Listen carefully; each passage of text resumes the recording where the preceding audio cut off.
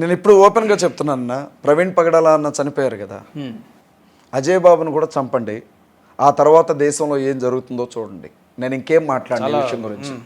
నన్ను కూడా చంపమనండి, ఆ తర్వాత దేశంలో ఏం జరుగుతుందో చూడమని. అంటే మిమ్మల్ని చంపలేరు అని చెప్పి. మనిషి ప్రాణం ఖచ్చితంగా దేవుని చేతుల్లో ఉంటుందన్న.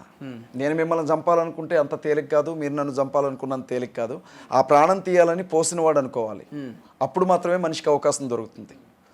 ఇప్పుడు చాలా మంది అనుకుంటున్నారు, ఆశపడుతున్నారు అజయ్ బాబుని చంపాలి అని. నేనేం తప్పు చేయలేదు. ఆశపడుతున్నారు, ఎవడింట్లో దొంగతనం అవును, ఆశపడుతున్నారు, చాలా మంది ఆశపడుతున్నారు, ఆశపడుతున్నారు, ఆశపడుతున్నారు, ఆశపడుతున్నారు, ఆశపడుతున్నారు.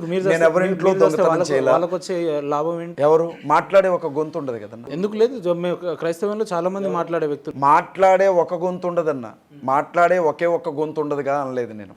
మాట్లాడుతున్న వారిలో ఒక గొంతు అయితే ఉండదుగా. అట్లా ఎంతమందిని చంపేస్తారు మరి? ఎంతమందిని అంటే వాళ్ళ ఇష్టం. అధికారం వాళ్ళ చేతుల్లో ఉంది, పోలీస్ వ్యవస్థ వాళ్ళ చేతుల్లో ఉంది, డబ్బు వాళ్ళ చేతుల్లో ఉంది, వ్యవస్థను మేనేజ్ చేయగలిగిన శక్తి ఉంది.